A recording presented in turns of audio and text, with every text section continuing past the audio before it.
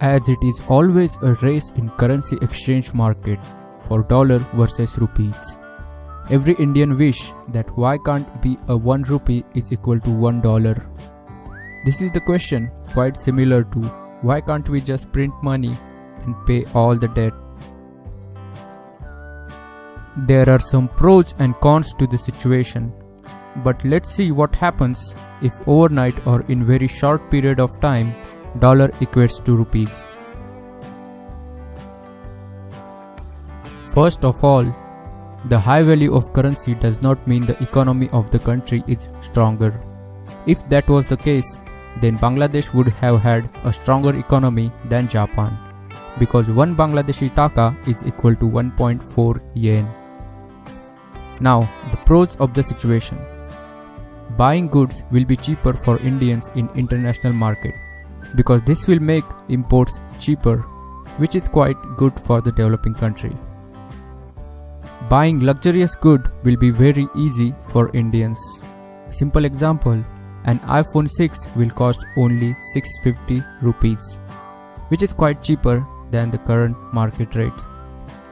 As imports are cheaper, then petrol price will be cheaper, resulting in reducing the transportation cost of the goods around the country.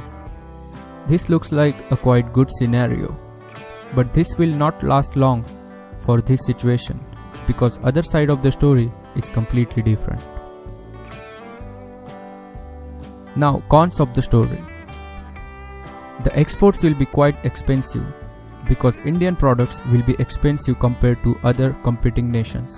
As the Indian export is booming quite a lot since recent years, if it's expensive, why any country would buy things from us if they can buy it from the other competitors with lower cost? No foreign investment. The number one reason for the foreign investment in India is the cheaper labor cost. Foreign companies will not be investing in India if they can invest in other country for cheaper price. Investment in IT sector and service sector, which contributes in huge amount of Indian economy, will be gone. Now, as rupee is equivalent to dollar, why any company would pay to an employee 75,000 rupees per month if they can hire someone outside who will do the same work for $3,000 or rupees? Also, people wouldn't pay 4,000 rupees per month to a maid, instead they will buy a nice $1,000 vacuum cleaner. So eventually people will lose jobs, which will increase unemployment. Plus the investment is not coming to a country, resulting into a complete economic slowdown. The outsourcing of jobs in India will be stopped. Also, the companies which are present in India will start to move out, as it will be not profitable for them.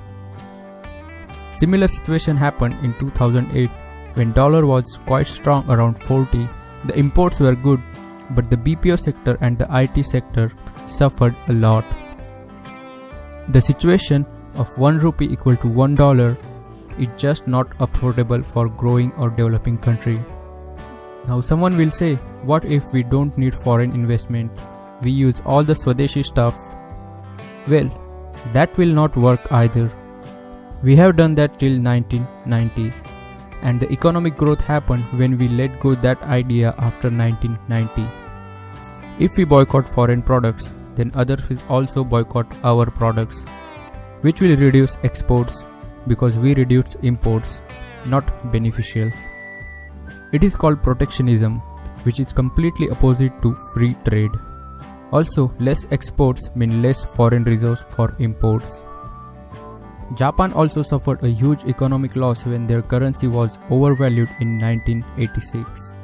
China has the fixed rate system in which government decides the value of currency and they devalue their currency against the dollar all the time, just to capitalize on the export market. In the beginning of 2016, China has done the same. Our finance minister and RBI governor is not worried about the falling rupee, but they are worried about the fluctuations in the market. The stabilization of Indian rupee is important thing, whether it might be on 50, 60 or 70. Today if rupee is 60 and tomorrow it is 70, it's too much fluctuation in short time.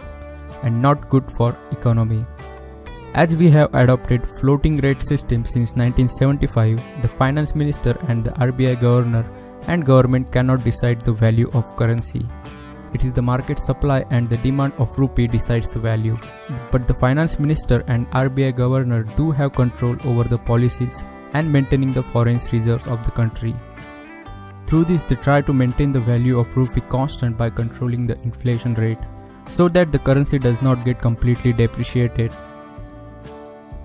As an Indian, we do want our currency to be high valued, but at what cost? The cost is too much. And the main reason is, as I mentioned earlier, the cost of the currency is not the scale which determines the economy of the country. It is just a different way to measure value. A mile is 1.6 km, but if you run 16 km or 10 miles, the distance is the same. Eventually, it will happen with the growing economic activities, manufacturing and production at much more scale, but no sooner than 4 to 5 decades or maybe more.